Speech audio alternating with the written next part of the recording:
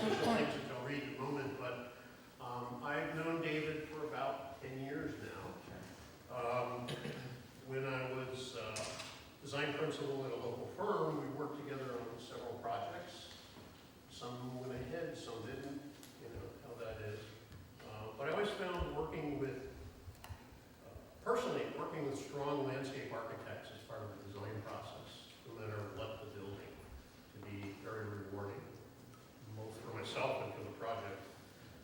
And David is somebody that can look at ideas and concepts of architecture and develop equal worthy ideas in how the land is treated and how the two are integrated well, which is really what you need, pretty much no more than you can ask for from a really strong landscape architect.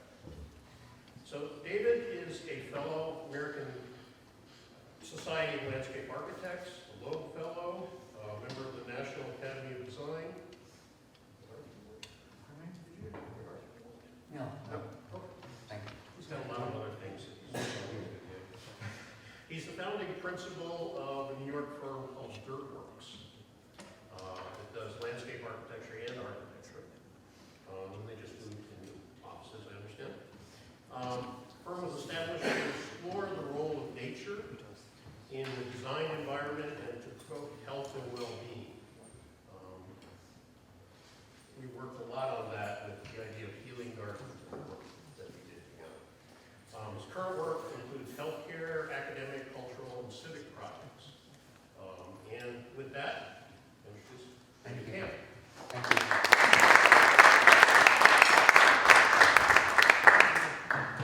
Thank you, Harry. It's nice to be back here. The weather's a little better than the last time I was here. I'm going to share with you today some perspectives on design and health. As Harry said, a lot of our work is looking at this intersection between design and health. I named my firm Dirtworks because I believe that dirt works, that nature can provide balance in our lives. We started with a strong focus in healthcare, and like a pebble in the pond, I sort of realized that these are qualities and attributes that apply to any sort of setting. Our work is varied in scale. It's going from very small scale work to very large scale work. Thank you, Hero. Is that helping? Is that a little fun? And can you all hear me in the back? I have a very soft voice. Yes. Oh, good. Excellent. I've got my little marker thing on. But what I want to start, and we do have a fair amount I want to try to cover today. I want to open it up to questions at the end. So I hope you do have some questions for me. Don't ask me for the circumference of the moon or Mercutio's horse in Romeo and Juliet. But I want you to think broadly about this idea of design and health, because I think it does apply to the range of our work. I want to start with just a few ideas and foundational comments that informs a lot of our work. I'll share with some of the work we've done along the ways and sort of where it's going now. But I'm going to start with a few points. One of which is I believe that design is an expression of values. That through the design environment, through the places we build to live, to work, to play, and to heal, we express our hopes and our aspirations. I think the design environment is instrumental in promoting health, not only in helping individuals cope with ill health, but also in helping shape individual choices that promote health. This attitude about design transcends any one particular scale. By putting human health on a continuum with environmental health, design can help coalesce individual choices into collective choices, choices that can bring personal, community, and public health, almost personal, public, and we'll call it planetary health. It's an active vision of design. And it looks at the features in the built environment that helps protect, build, and promote health. It means designing deliberately, and I like that word, deliberately, thinking carefully about what you do design. And it's based on the ideas of humanism and on biophilia, on responding to the human condition in all its complexities, and we'll talk about that in some of this work here. About exploring the connection between nature and human nature, and strengthening the design interface between the built and natural environments. Together, these elements form what I'll call the fabric of health, the essential threads that collectively help create resiliency, both individually and in our communities. It seeks to strengthen our ties to nature and the threads that tie individual experiences to larger social and environmental needs. And at its core is the ability to design and instill a sense of identity by heightening individual experience and by connecting us to something larger.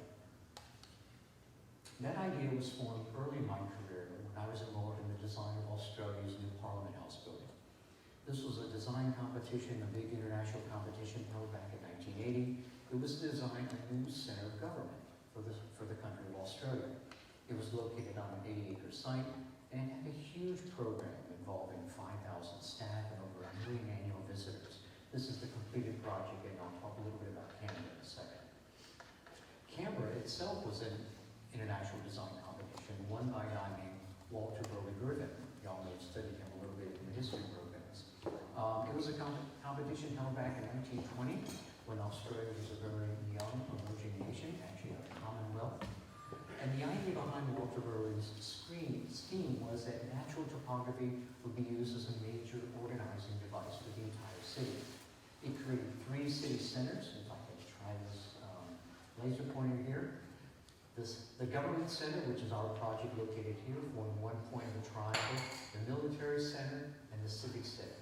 This was bisected by a land access, which connects to a war memorial on the mountain behind, and a water access here. So the idea was a very, very large-scale idea about using landscape as an organizing element. Our project basically completed the land access on the opposite side of Lake Burley River. It culminates in the forecourt, which I'll talk about in a minute, but basically I want to explain a little bit about the context of this project. 2 generations of Australians had grown up with literally the physical center of the city, and we'll call it the symbolic heart of the nation, being land. It was landscape. Nothing had ever been built on the symbolic heart of this nation. So our concept was, working with Aldo Jervil from Mitchell Jervil Architects, was not a building on a hill, but a building in a hill. The idea that land form and built form would merge, that landscape architecture and architecture would speak as one voice. And the idea was that we wanted something that was both natural and monumental. We saw little distinction between architecture and landscape architecture.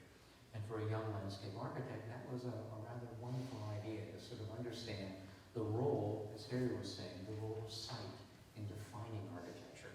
Where is this site? How do you celebrate a place? And how do you celebrate time? And that has become a formative element in a lot of our work, which I'll share with you in a minute. This is basically the culmination of the land axis. It's the forecourt to give you a sense of the scale. That sort of red-shaped triangular space is about the size of St. Peter's Square. It's located over 5 or 6 stories of parking, and basically at its center was a large island that was representing Australia, surrounded by a great fountain. The sloped walls here basically form, in a sense, a land form. Most of the public spaces inside the building were covered over. The idea was to literally carve the hill away, put in 5 or 6 stories of building and parking, and put the hill back. We literally recreated the original topography of the hill. We did want to, though, expose the 2 houses of Parliament. So they used 2 great sloping walls on the 2 sides here. This is the House of Representatives. This is the Senate over here. But you begin to get a sense of the scale of how architecture and landscape can begin to express an idea about what identity really means. We created a variety of landscapes. Here you can see the great sloped curved walls, and they sort of form sort of great sculptural abstract geometry as you sort of walk up the grass ramps towards the flagpole at the top. And then elsewhere are a variety of different types of spaces. These are very refined, lush courtyards of Parliament on the left. In the center is the Prime Minister's courtyard, this private courtyard. It represents an abstract desert riverbed surrounded by a sculptural representation of the Olga Mountains done by the densely planted peripheral areas around the site, which were basically walking trails. I think understanding the scale of experience was essential to creating this idea of identity, and it probably is represented best here in the forecourt. The project completes Griffin's grand initial concept, and it links the project to the city, to the landscape and to the nation beyond, and at the center of the forecourt, after the pictures on the to the right of the screen here, is an Aboriginal artwork. It represents a type of Papunya-style painting. Papunya is a stippling technique used by the Australians to tell stories. This was a story about coming together to meet. One of the things that I was fascinated by was that the scale of this forecourt is so large. It was trying to capture the scale and the vastness of the Australian deserts. And yet we wanted to find a way that we could frame an individual experience. So the idea of individual stippling was picked up in the granite pieces. There's about 70,000 hand-cut granite pieces that form this original stippling idea. And so one of the things that we were challenged with here was here we were designing for a nation, and we wanted to distill the collective idea of Australia and express it at an individual scale. And it was here that I began to realize that design could instill a sense of identity at vastly different scales, at the scale of a nation and at the scale of an individual. And that this idea of identity could be heightened by individual experience. And that is, in a sense, this idea of understanding and designing deliberately. Strengthening identity forms, I think, one of the foundations of our ideas of health. And for about 20 odd years or so, we've been exploring this idea. First, understanding the sense of identity in the context of illness. As most of you understand, our response to illness is a defining experience for most of us. How can design help reinforce a positive sense of identity when we feel most vulnerable, when our sense of balance and continuity are threatened? This idea of understanding identity in illness and context can be brought to a much larger scale as well. How can design with nature help address the sense of isolation that does accompany illness? How can it help us both individually and collectively define health and ill health, or perhaps ability and disability? Celebrating the human condition through design means, basically it's been a fascinating process. It means several things to me. It means maintaining a sensitivity to detail and to material, to responding to diverse, changing, conflicting, and sometimes very counterintuitive ideas and perceptions, and exploring the ways that nature can inform us, can enrich us, and can enrich both the ordinary and the extraordinary moments of our lives. That forms the foundation for a good bit of our work. It transcends scale, it transcends project types, but it starts again with this focus on the individual. I'm going to walk you through a couple of our projects here. This particular public art sought to welcome everyone, regardless of ability. Here we needed to accommodate and respond to the complexities of addressing varying physical needs, varying social needs, and varying psychological needs. But do this in a way that's subtle, that's quiet, and that's comfortable. It also required us to think about the dynamic between public space and private needs. And that, again, is something that doesn't necessarily apply to healthcare. It applies to all types of design. How do you address very public needs, sometimes very intimate needs, within a public setting? This garden, we started off thinking about designing it as providing a variety of settings that change in size and it changes in character, different types of sensory interests and abilities, but throughout it emphasizes the idea of beauty to heighten the individual experience. I think we're often afraid to use the word beauty. I think it's an incredibly inspiring idea to think about beauty in our designs, and that's something that we do try to inform for. One of the things that we spend a tremendous amount of time throughout our projects is understanding the distinctions between varying physical conditions. In this case, we were looking at autism, visual impairment, heart disease, and placing those parameters within an engaging public setting. That requires a particular sensitivity to details and to materials, and to understand that those physical, social, and psychological conditions, they change over time. So the idea that we begin to explore is the subtlety of individual needs and perceptions can be complemented by about the subtlety of microclimates. So think about capturing moisture. In this case, use this little pointer here, the idea of within this short distance going from a warm, sunny space to a cool, moist space captured by a fountain and letting the canopy of a tree capture that moisture. Again, a very, very subtle detail, but something that can matter to somebody who might be breathless, who might not have a tremendous amount of strength, who might have different levels of perception, might have forms of dementia. That sort of subtlety can make a difference in terms of the experience of a space. In the middle slide, again, thinking about the idea of making somebody reach, to have in a sense a challenge. Someone has to reach to touch the water. And find at the end there, think about this idea of touch. All of these are moments that I call creating intimacy. They're creating small little places away. They offer an invitation to explore. So even within a large public setting, you can create these moments, if you think about those sorts of details, that creates intimacy. And that's something that then begins to make these spaces really safe. And I think to achieve this, detail matters. You have to sweat the details. It needs a subtle place to pause along a sloping walkway. Would allow somebody to quietly catch their breath. No one needs to know. So along this grand walkway that we have here, which is a sloping walk, put a highlight, put a feature, a plant that has a special fragrance. You can pause, you can catch your breath. And again, no one needs to know. The same sort of thing about handrails. We design our handrails to be slightly wider. Handles somebody who's beginning to have a little bit of arthritis in their hands. Simply, it's more comfortable to touch. We subsequently included a lot of Braille poems on the back side. Not only for those who read Braille, but for those who don't read Braille. And understand that there's many ways to perceive nature. There's many ways to see a garden. Those are those elements of delight and surprise that you can begin to introduce into these projects. And finally, a slightly widened path here. And this is a spot that actually has a lot of programs for individuals with special needs. The path widens. Individuals can pass by without, in this case, this horticultural therapist and this individual having a sense of quiet, intimate moment.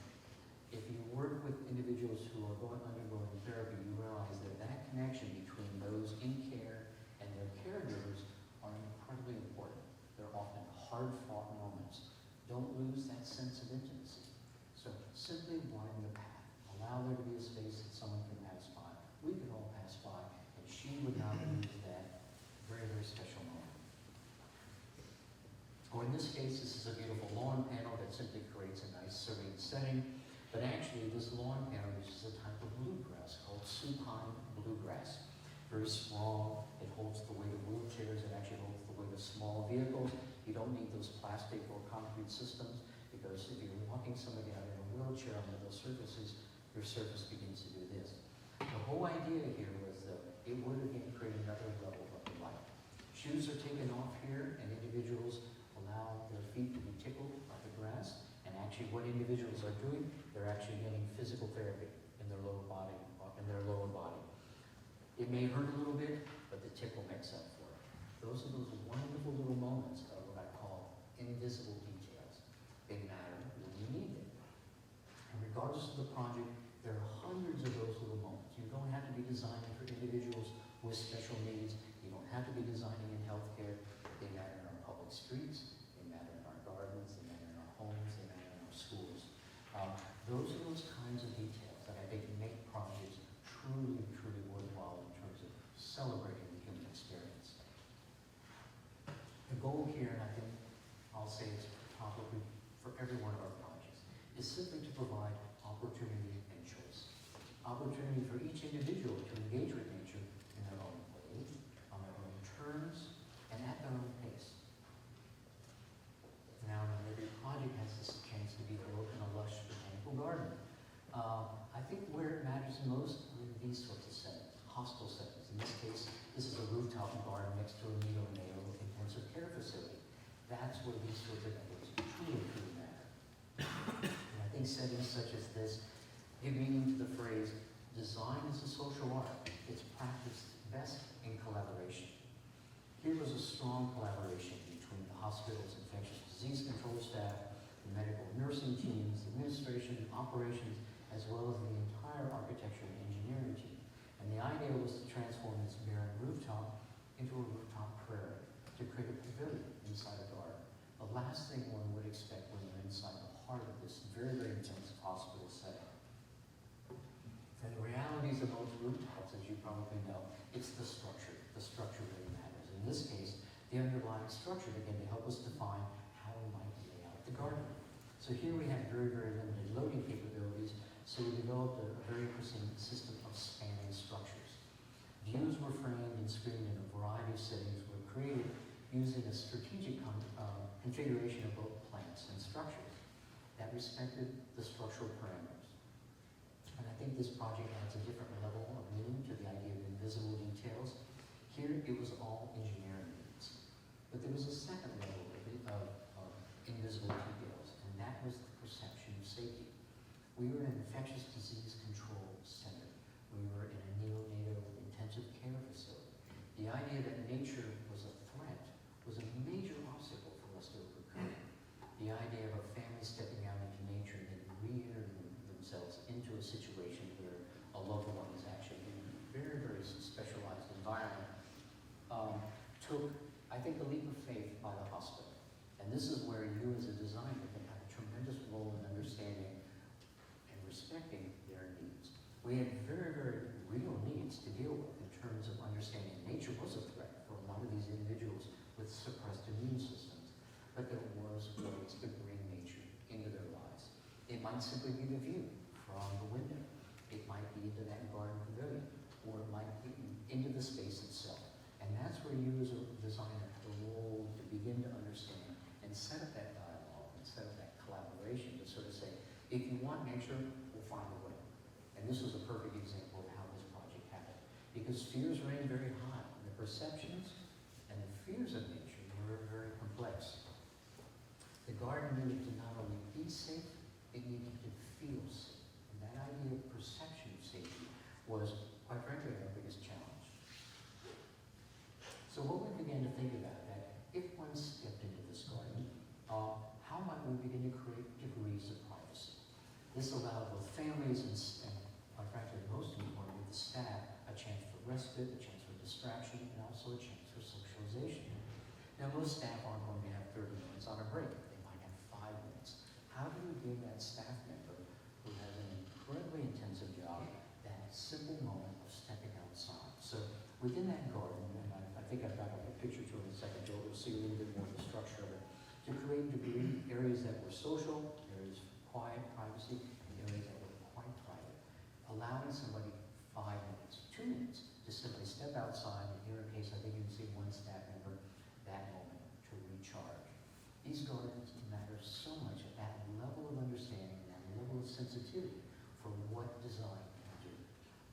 Here's a case where at the far end of the garden we created a spot that was quite private, yet we also wanted to create this idea of understanding what it means to be private. We, in a sense, could not create actual privacy across the space, one from a number of safety reasons. So we create degrees of privacy. This idea of understanding actual privacy and perceived privacy was a great way to begin to think about how you use plant materials. So where we're standing right now is actually the view from one of the neonatal intensive care units. We had individuals 15 feet away. How do you create that sense of separation and privacy for those individuals in the room from those individuals who might be walking and carrying on the conversation?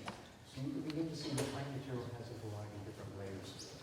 And we used that idea so that as you look across the space, as you, in a sense, as a staff member or a person, look across to see the entire garden, they could view and make sure everything was okay. It's when you sat down, the plant materials became that level of privacy. So you can see we actually have 3 different layers of privacy inside this garden. From the rooms where we're standing, the first areas, which are a little bit more social, and then they step back 2 layers to where that one staff member was sitting along the wall inside here. So you can use plant materials architecturally to create spaces. The idea here was that the plant materials did form that separation between various spaces, but only where we sat. And that was when we wanted to create that level of privacy. And the same considerations apply when you're looking at interior spaces. we've done a lot of work with retrofitting larger industrial spaces, and it presents an interesting challenge in terms of how you bring that scale of the individual into, into a space that might be cavernous. This was a huge space inside, outside of Long Island, so the Long Island Jewish Hospital. It was a former manufacturing plant. The idea was to turn this into a ambulatory care cancer center. And so here, in a sense, is basically the before and the after picture of the space. And the idea here was to begin to think about how to use both architecture and nature to begin to create that level of intimacy, that level of individual space, and that level of scale within this huge cavernous space. And we approached this basically by using both lights and plants. Within, in a sense, we wanted to create a series of lush destinations along light-filled corridors. This helped with both wayfinding and also with creating a sense of destination. Some of these corridors were over a quarter of a mile long, so you can begin to see, as you look down the corridors, the idea of using these sort of places to pause, allow one to get a sense of scale, a sense of wayfinding. Within each destination, we used rows of bamboo to begin to create a space that could be more private. The idea here was that the bamboo itself would form what I'll call a veil. You look through trunks of trees. It gave space for somebody who had gone through treatment into a space that they could pause before they entered the actual public circulation. That understanding that sometimes you just need a place to gather, a place to reconvene, a place to sort of get yourself together before you step into a public situation. We could simply do that with rows of bamboo. The bamboo trunks allow us stacking to see across the entire space. We could understand the kind of privacy that we could create with privacy as well as that sense of safety by seeing across the space itself. And then also in areas that we had to create a little bit higher level of privacy, we used frosted panels and put the bamboo and raised ponds behind it, letting natural sunlight run against it. So here was a spot where we couldn't have, in a sense, any degree of openness. We simply let the light and the plants to create sort of a great pattern against the frosted glass itself. But you can begin to see at these three different scales how plants and lights can simply be used in a great collaboration with an architectural and engineering team to begin to create these kinds of spaces. Just as we talked about it a second ago for the neonatal intensive care unit, infectious disease control was a main partner here. We had to find ways that we could incorporate real plants, real soil, real moisture and watering within a system where people might be, in a sense, in an immune-suppressed situation. Again, the idea of also understanding that kind of collaboration, that kind of sort of dialogue saying, you want real plants need a level of humidity, you need a level of light. That, in a sense, is not necessarily what one would have for individuals in levels of care. Finding that balance is why, in a sense, you set up these kinds of collaborations. But I think this project also begins to look about how nature, and I'll call it natural systems, can begin to complement very, very high-tech, very complex medical care situations. And that idea of understanding that balance between built systems and natural systems has formed a lot of our more recent work. I think of a lot of our work almost as a pebble in the pond, where we've gone from very intense, very small scale, individual focused elements to much larger complex projects. And this idea of rippling up a pond with a pebble and how those ripples begin to expand out allows us to explore larger scale issues, but also always refer back to that individual perspective. This was an interesting project we did up in the Catskills, and it basically looks at the idea of asking a very simple question: how do you heal an unhealthy site? This was an industrial brownfield site, and we turned it into a healthcare facility. And the idea we did this under was, once we asked that very, very basic question, we began to look at a variety of very large-scale interventions. We thought about building soil, rediscovering the watershed, and beginning to think about reestablishing a vernacular agricultural landscape that would form, in a sense, a great sense of identity for this healthcare facility. The goal here was to find a way that we could bring nature back into the lives of individuals who had no exposure to it. Most of these individuals had been warehoused in state-run facilities. They were under very medically complex situations. Most of them had diseases or multiple diseases that I still cannot pronounce. But the idea that nature was, in a sense, a threat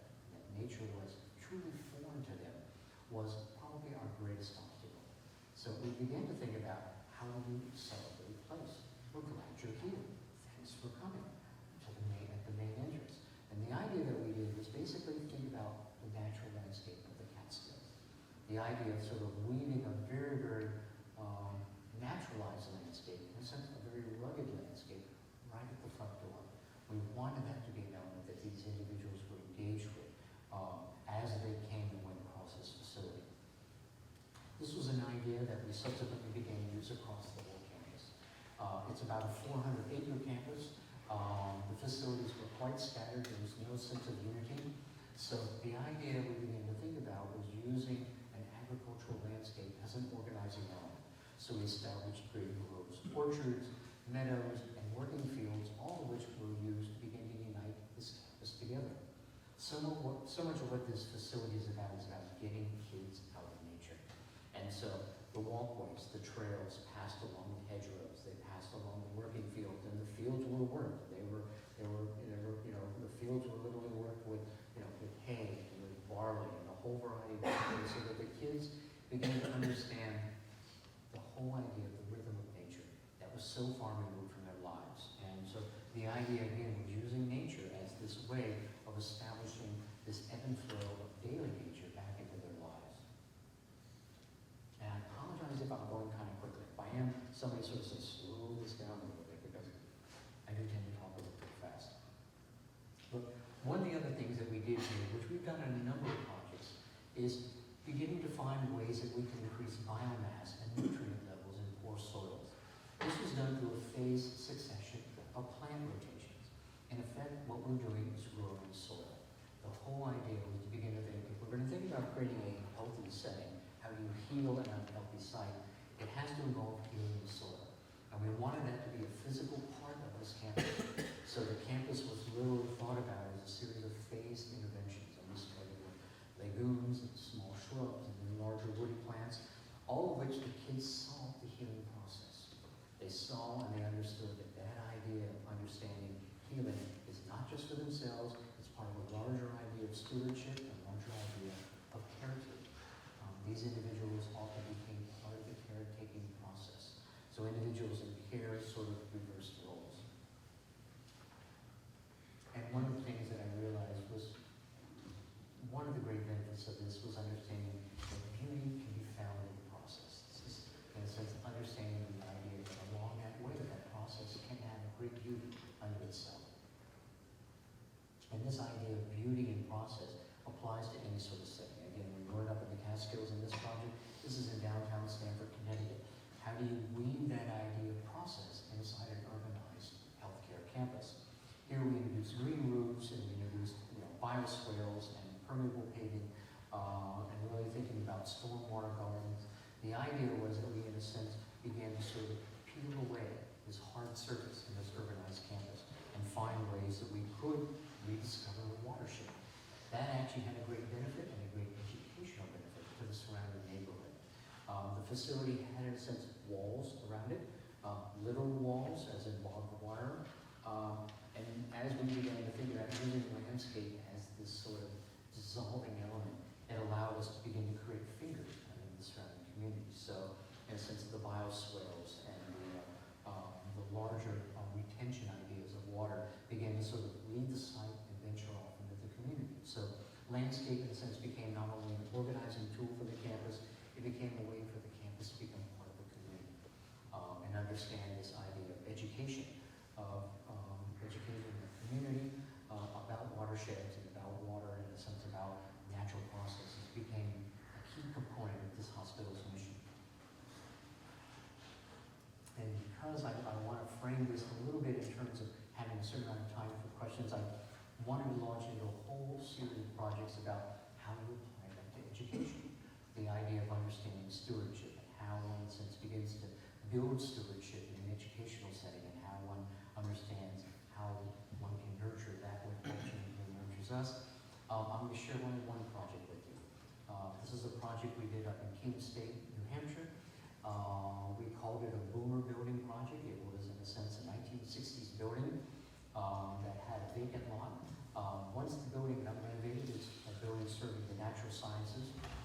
I realized that this vacant lot could become an outdoor learning lab.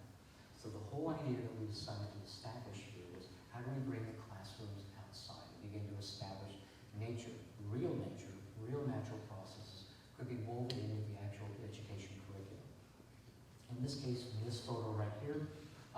We organized the main 3 pathways into creating 3 different distinct ecosystems, all of which have a certain bioquality then. In a sense, allowed us to begin to think about evolution in the plant materials. So within this sort of native landscape of 3 major types, we also introduced very, very simple to very, very complex plants. It just looked like a cool space to be in, but lots of different layers of meaning. In the 3 distinct landscapes we created, we did a hedgerow and a meadow. It took us 5 years to get the fire marshal to allow us to burn this meadow.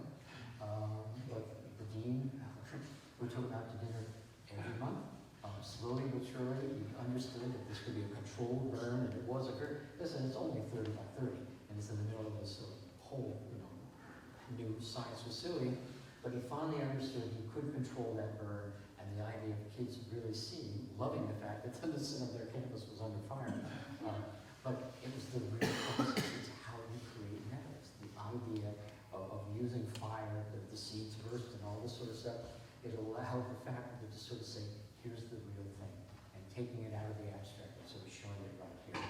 But we sort of carried 3 different landscapes, the sort of meadow and woodland component, the meadow and hedgerow, a woodland edge, that succession of plants and how that changes over time, and then a dense woodland component over here. What's been nice is that this facility has been in place for about 10 years. The dean, the president of the school saw it as a snapshot. She came back 3 years later and said, well, the plants are growing, Look, the shade is different, the plants are changing. Some of the stuff is dying, some stuff is living, and that's exactly what we wanted to create. We wanted a space that, in a sense, would allow the students, even within the time frame that they're there in their curriculum, to understand that process. Mushrooms have popped up, over here. Different types of plants have popped up. All these sorts of things have changed inside the space. And subsequently what we did was as we began to talk to the faculty about the potential of the space, we wanted to understand what they taught and how they taught it. So here we've used actually working with the geology faculty, we represented a variety of different regional processes. We have faulting, layering, glacial components, the idea of folding materials, all woven inside the paving. Geothermal heating system allows it to be part of the curriculum itself, so that they monitor the whole geothermal component to the site. It allows it to be accessible year-round, but again, the kids understand that there's a real process and an actual process, and they're not seeing the abstraction. And the idea of the space is that it's both for casual socializing, very focused activities, various lectures, and I think probably the most successful thing is that it's a cool space to hang out. It's become the most popular spot on the campus. And I didn't realize it, but I saw the dean actually last year, and he said, this has been our greatest one of the greatest benefits is for the kids who aren't science majors. They hang out inside the space. They understand science from that standpoint. And the idea that he really wanted to do was to build a center that would begin to build this idea of understanding what everyday nature means. What does place mean? And in the sense that it's an idea of stewardship. And stewardship is really based on that idea of identity, of an everyday connection to place, and celebrating that sense of place. I'm going to change gears a little bit and talk a little bit about our larger work. I think the cities are fascinating places, obviously for many, many reasons, but I think they offer our greatest challenges and our greatest opportunities to manifest this idea that design is an expression of values, that the design environment can be instrumental in building health, in shaping individual and collective ideas about health, and in building this idea of a fabric of health. I think cities are where we can find form to this idea of humanism, and it comes at many different scales.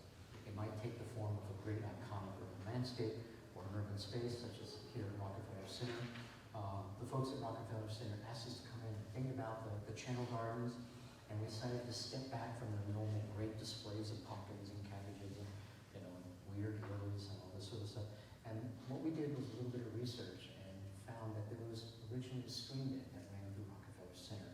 So we reestablished this idea of an idealized stream bed.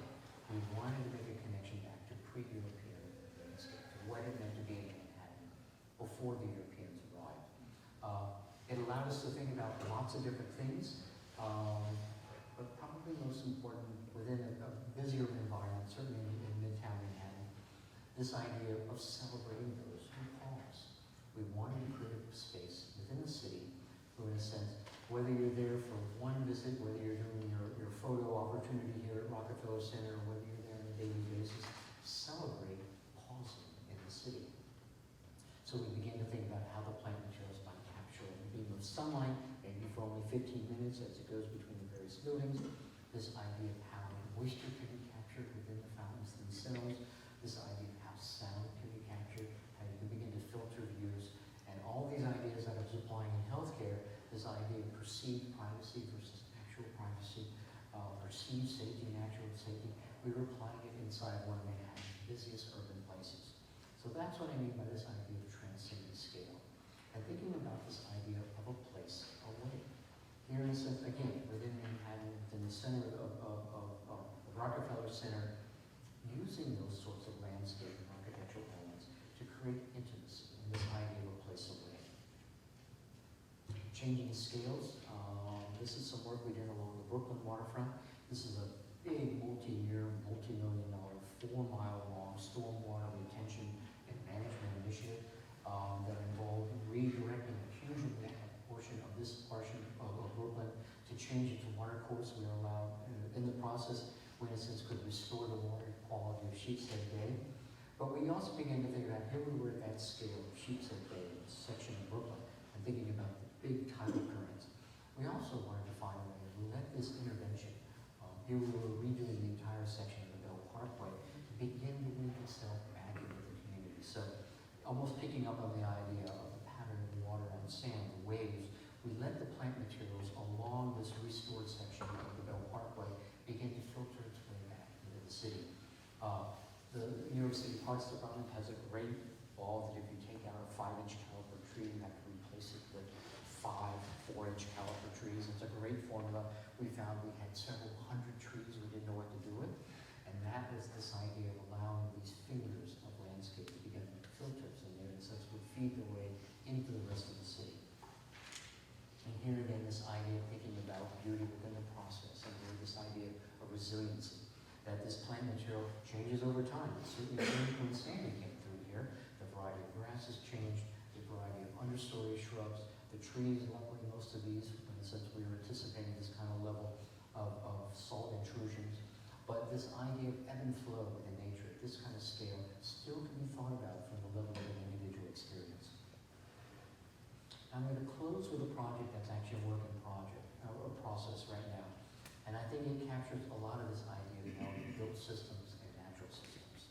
This is a project we're doing with Cook Fox Architects, and I might say a very enlightened developer. This idea of understanding how sustainability, health, and economics can actually become partners. Our project is actually the more modest, stepped-up building inside here. It's not Richard Meyer's 3 glazing, I'll call them glaring glass buildings that look down along the waterfront side there. Our whole approach to the project was to think modestly, but also to begin to think about the building as an intact watershed. We were fascinated by its location. It's right in Greenwich Village. It's so close to the water.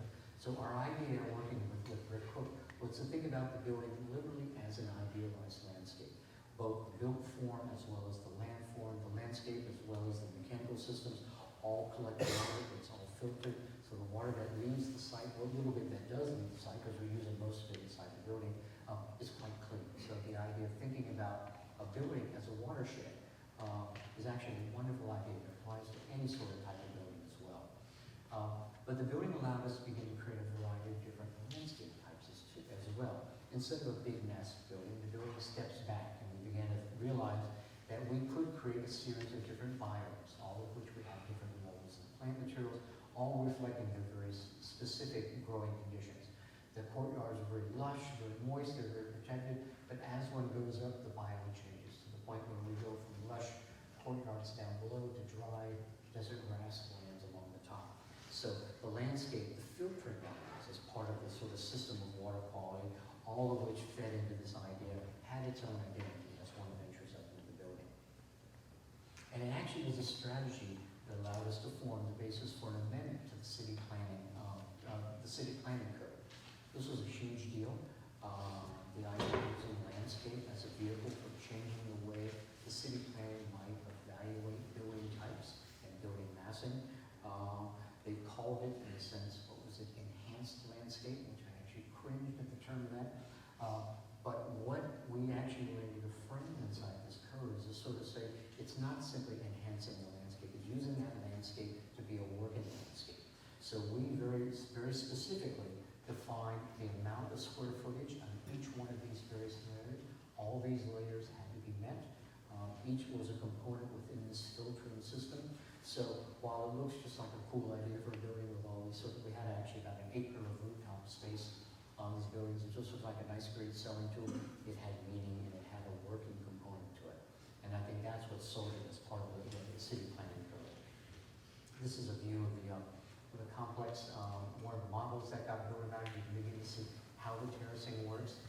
It allowed us to create not only a great water collection and great water quality system, but we have great public walkways, great public spaces that have great views, and at the same time create some of the most sought after real estate in Manhattan. And here, again, circling back around to this idea of an expression of values. That design can have that kind of meaning. It's best practiced in collaboration.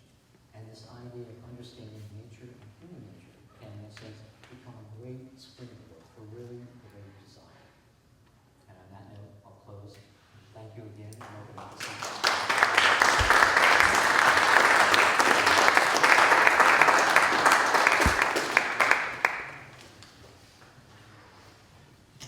Thank you, Gary. Any questions? Questions? Yes. I was wondering if you have any thoughts about, I guess the phrase is taking things to scale. Do you imagine it as a matter of replicating projects like you've shown us over and over again, or is there another level, not at the project scale, but at the neighborhood or city scale? I hope it's not a replication matter. I hope it's understanding the essence. I mean, when you're designing at the scale of a community, you've got to understand who that community is. You might be thinking about how you retrofit Riverside Drive Park for that specific community. It has a 75% elder population. You have to respect that. You have to reflect that. A totally different case would be here in Buffalo, like on the east side. How do you begin to reflect those kinds of understandings? And so much means understanding who you're designing for. And you don't have to be unhealthy to design and healthy. You don't have to be homeless to design, homeless shelters. But you do need to understand who you're designing for. So, and that means understanding that larger scale of the fabric of what a community is and breaking that down. By capturing what you're wanting to. I'm wondering if there's another level to it. I mean, that makes a lot of sense. I'm just wondering, I mean, we have a park system. Yeah. There are features that are regional in scale, the watershed, the lake. I just wonder if there are concepts for kind of a much larger scale set of creations that achieve some of the values that we're talking about. Well, you hit upon something. What do you do with the historic park? It's not a snapshot. It has to change. It has to evolve. And I may be stepping on some toes, and I had this argument in New York City because we are looking at Riverside Park, sort of a steam park. When it was designed, there was one population, one community, one type of let's say, cultural community that surrounded it. It's very, very different. When you look at your Olmsted parks, I mean, it's sort of great. You almost have, seven sort of, emerald necklace of different parts, all of which are in different parts of the city. How do you find a way to respect a historic structure to those parts and still let them have meaning to a population? I'm a believer in understanding how do you intervene in these sorts of environments, because nature is a constant moving. It's not like you're restoring the Great Hall here. That itself is its own argument. But architecture has its own sort of time frame. Nature has a very, very different time frame. Parks and gardens, I think, have much more, at least I've always thought they had a much more fluid component to it. It's understanding what that framework is, and again, I may not be giving you the question, I think it's a terrific question, but how do you find meaning for a new population that's there? Might be Hispanics, it might be, might be Asians that moved into there. They have a very different cultural attitude toward nature. How does historic elements bend, so to speak? How do they meld and allow that kind of expression to be found? It's a tough challenge, but I think for spaces to have meaning and relevance, I think otherwise they become snapshots and sort of deadly sort of artifacts. So again, I'm not sure I'm dealing with you, but it's a terrific thing to, you can build a whole studio class around that idea. I was going to say that the Homestead Park system, in my humble opinion, is kind of a snapshot. Mm-hmm. And I think it's, to me, maybe a snapshot that can't touch it because of fear. Mm-hmm. Because when it had been touched in the past by somebody, it was not touched very well. Sure. And All which good causes the intentions. opposite reaction, don't touch. Yeah. But you're right, the population around these park areas that we've built have changed dramatically. Sure. The parks haven't really changed very much. And that sets up Yeah. an issue. That's a healthy dialogue to have too, because one is it strengthens the value of design. Because design is a real hard art. I mean, it really is. To do it well, you've got to really sweat these details. You've got to think deeply and deliberately. And so, to me, to have that kind of dialogue, to say, sort of say, it's not simply about honoring. I have this thing in New York City. We've got these ye old, old-fashioned, high-sodium light fixtures. Celebrate now. Speak of this time. How do you meld that into a historic setting? Most cities have a fabric to them. We're not all in Bath, or we're not all in certain cities that sort of captured a certain look.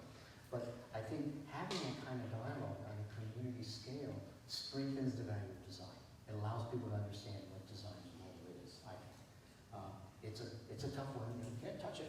Been there before. Facing it right now in the Riverside.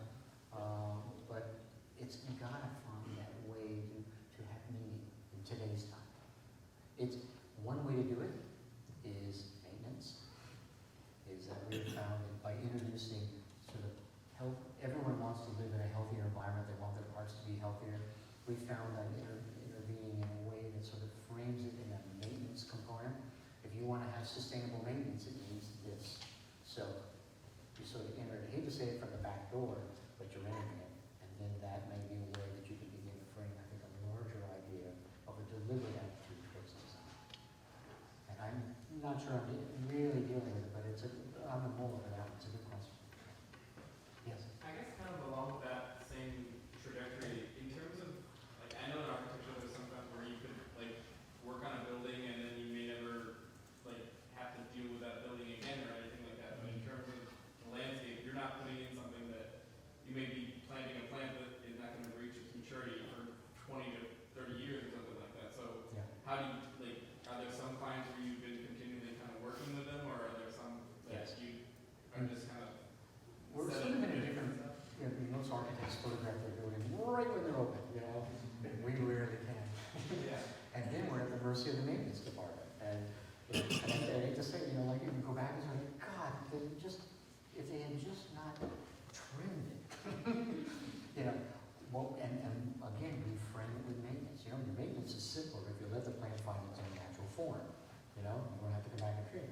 You don't need to do mulch underneath it. You can actually do this and this and this to it. So you're not adding a mulch component every year. So we have used it sort of in a devious way, to sort of the way of a lot of our landscapes. In the case of P, they got it. Besides the faculty, the next group we met with was the operations staff and said, okay, we want to create an idealized New Hampshire landscape. We need you guys on board to not turn this into a mobile station, landscape, where there's mulch and everything else like they did across the rest of the campus. And to be honest, and I mean this, that project set the framework for them to begin to develop a sustainable landscape going across the whole site. So again, there's another penny in the bottom. They have a great, oh golly, I almost said my mind went pest management program. Simple idea, you know. You don't need to bring in the chemicals, if you bring in this sort of thing, you know, allow them not to track materials inside the fertilizing, doesn't have to be tracked into the building. So we've approached it almost from a back door, but it's a big job, you know. You get new maintenance staff who say, wow, this place needs a lot of work, you know, it really doesn't. Don't touch it, you know, that sort of thing. It's a challenge we'll have for it. We really will. Anyone else? Yes. I have a question, like designing the interior landscape spaces. Yes. Are there more different strategies used for designing interior landscape rather than the outdoor landscape? You know, what's interesting about interior spaces, and we sort of take it for granted outside, is moisture and light. The reason most interior landscapes look like mall plantings is because that's what grows. And they say it's a real challenge to find what a plant needs in terms of light and moisture is very different than what people need. We're actually exploring this. There's something in the city, you all know about the High Line project. I'm advising on a project called the Low Line. It's going to be built down in the Lower East Side. We're looking at these sort of old abandoned subway systems in cannabis indoor spaces. We're bringing the light, we're capturing this. The architects are great from Colorado, and they have found this Korean firm that is capturing light and bringing it down inside the building. So we're actually having this great dialogue. We don't want to turn it into a series of mall plantings, and so we're doing a series of labs where we're studying light levels, light intensities, moisture levels, finding what sort of plants would grow in these sorts of environments, in the hopes that we can invite something besides ficus trees and chevaliers and a habit of the ferns. It's a problem. And the bamboo, even the bamboo itself, with the leaves drying and everything else like it, but it's a lot more challenging than you realize to create a lush environment indoors. It begins to make you really appreciate that invisible landscape. There's invisible details right outside here. Moisture, you know, the idea of capturing moisture in the air. When you design indoors, you really all of a sudden appreciate those subtleties that we take for granted right outside. So I don't think I'm going to answer your question, but it's pretty complex. It is. Yes. Thank you very much. Could you maybe, I was very interested in the picture that you showed of the working with the architect, the massing in New York City, Yes, and, yes. and how that changed. There was an amendment, I guess, to the zoning that you were able to achieve. And even your discussion in using like bamboo or what to me sounds like exotic plants, or like what we're talking about in class from now, that you know sometimes you might have a city arborist and you try to do something like bamboo or an invasive species, you kind of hit, or even try to introduce a water system to mitigate stormwater. You kind of hit out against what is, I guess, the convention or the zoning or whomever. So could you maybe talk about that tipping point and how you have been successful in perhaps pushing the boundaries or, yeah. Absolutely. Can y'all hear the questions in the back? One of the things that we have found, particularly when we look at both urban environments and rooftop spaces, and this project was, I'll go back in one more slide. This project, I'm not sure you can see the lights on, but anyway, you get the idea, is there's a term native plants. Listen, it's a bit of a misnomer. I mean, it's tough to find what's a real native plant. I mean, most oaks and maples are not native to major portions of the United States, but they're acclimated. There's sort of a dividing line between what's an invasive plant and what's a non-invasive plant. We tend to look at most of our landscapes, though, as what I'll call native plants for a couple of reasons. One, it grows here without a lot of work, and we're finding maintenance budgets. If you really want to achieve a great landscape, and it applies to healthcare, applies to this commercial project or whatever, you've got to think long-term in terms of your maintenance, and that means really thinking carefully about your plant choices. You can have a stunning-looking landscape, and it's all native. It's all grasses, and it's trees that have a particular flower type. You can introduce most people don't understand what witch hazel is. It's a great shrub, blooms when nothing else blooms. Plant, it can take almost anything. It can take salt, it can take wind and everything else like that. I think it's a matter of we tend to dumb down most of our planting palette to a couple of Bradford pear. You will never see a Bradford pear on any project I've ever done. It's one of those trees I just dislike because it's been so use. So the point, there's a half a dozen trees that have the same quality of celebrating spring. So I think it's a matter of, and it's why design takes a lot of effort. It really does. You've got to think about your plant materials. So in the case of bamboo, we use bamboo there because of the trunks. It gave us those sort of thin trunks that gave us that veil quality. It actually, and it grows very well indoors if you get that right calibration of light and moisture. I've used it outside on the rooftop, again for that same reason, because the sound is particularly nice and that has a cultural component to it, the sound of bamboo. But using the plant materials strategically, it looks like just a nice plant, but it has many, many layers of meaning.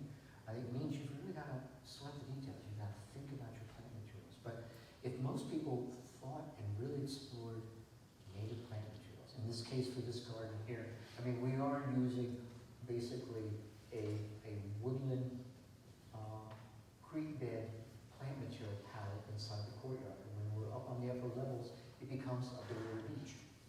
Bayberries, shad, certain varieties of pine, certain varieties of sassafras. They all look great. It's not what you typically see on the rooftops, but it's what you would see in a barrier beach, and that's just the condition we actually have when you're 16 stories up in Manhattan. So you see what I mean? I mean, really sort of thinking carefully about and understanding native plants and sort of finding those qualities. And again, I was really interested that you said that you were able to get a zoning amendment. I think Yes, it was. it was part of the building massing itself. One of the reasons, and again, listen, it's a developer, you had a bottom line and you define, but he found an architect and a landscape architect that could work with him, and he understood he was pushing the envelope here. He said, how do I push the envelope and be a good neighbor? Now, some of the neighborhood, this is just outside of Greenwich Village, so it's not in the core historic district, but some of the neighborhood really sort of was up in arms about this volume of building. But when I look at what we introduced, which was one, public amenities, and this is basically a publicly accessible floor. Is this sort of to the south of the Highland? Pardon me? Is this to the south of the Highland? It is. It's basically Washington Street. It's actually Yeah. much further south than in there. It's under construction right now. If you know where the 3D, Christian Meyer things are, and I said, you can have that. Yeah? Or you can have this. We stepped the building to bring more light inside Charles Street, to bring light deeper inside the community, inside the side streets. So there was a lot of, and I think it's honesty in terms of saying, listen, we had a building mass we needed to meet. But within that, how do you honor a neighborhood? We kept the original, actually, Rick fought hard, and this was a huge cost item, kept the original industrial facade at that level. That's always been there. So that was an important component, and the building steps back from inside there. So it's a real dialogue. I mean, you can't work in isolation with these sorts of complex issues.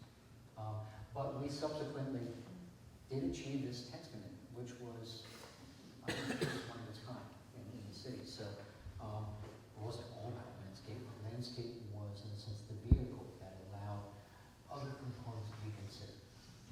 And believe me, we had these percentages that we had to meet, and I can't tell you the number of meetings. Why can't we make those terraces bigger? Well, we can make them bigger because we were counting square inches that had to be planted green, not just it's outdoor space. It has to be a big terrace and have somebody's grill on it. That's not the green space that the city was looking. So it held us to it, and it was great. I mean, again, we were looking at individual pavers, and so it's like, oh, can't do it.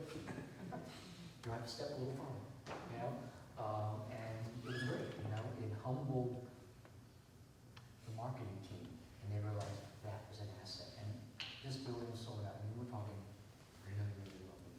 It'd be interesting if this could become a new design guideline for the city of New York with its plan in New York City. I want to let it flesh out, and I want to see how, in all honesty, I want to see if this great intention, this great idea, which is being built, how it really weathers over time. Don't know. I'm hoping it will be honored probably 10 years from now, but it hopefully could begin to make people think more carefully about, you can build with mass if you think thoughtfully about that mass. Yeah. Yes.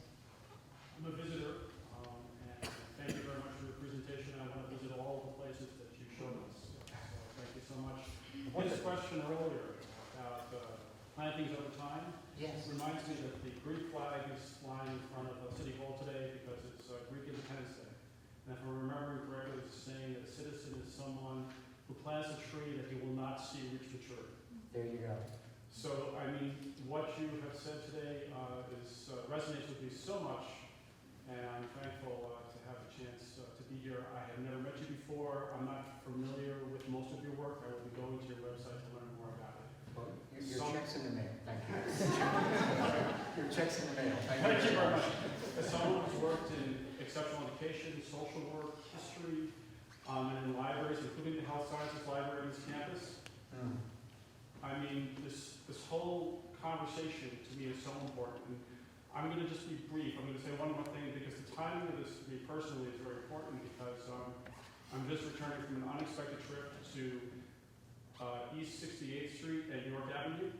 Sloan Kettering is on one side, and Columbia Presbyterian is on the other side. I know that neighborhood very well. I know you do, only because of your work and the conversation about Manhattan. My Greek aunt was in the hospital for 10 days. Unfortunately, she's home and doing better.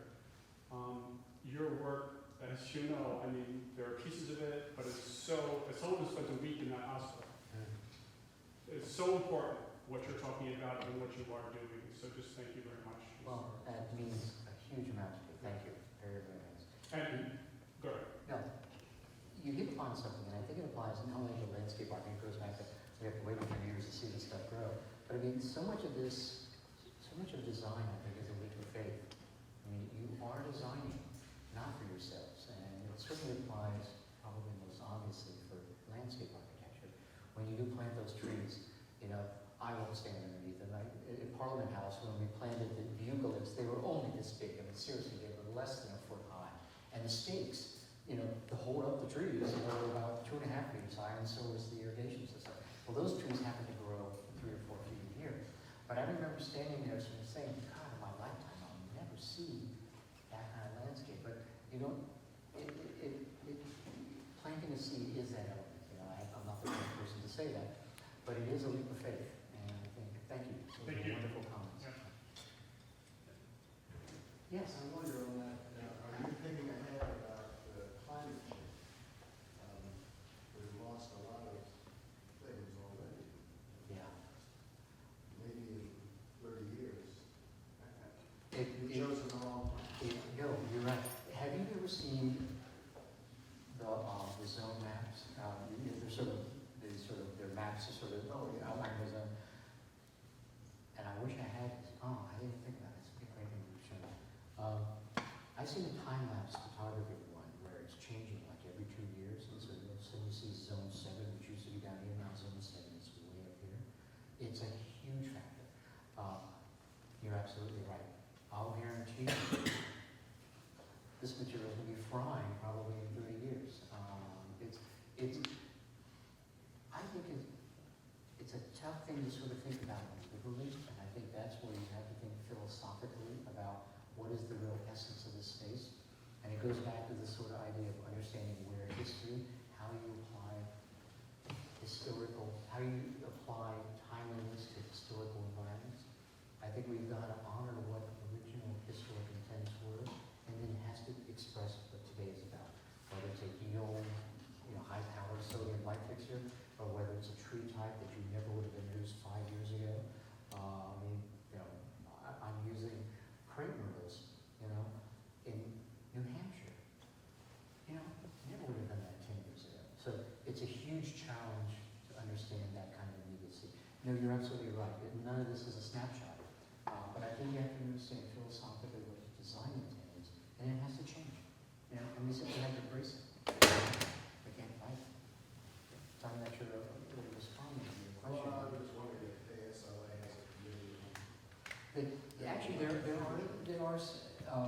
there's a couple, not specifically on that, and that's actually a very interesting idea. So how do you think philosophically about planting design, and embracing it, and sort of understanding that level of change? We almost can't comprehend. We certainly don't know the complexity of what could happen if all of a sudden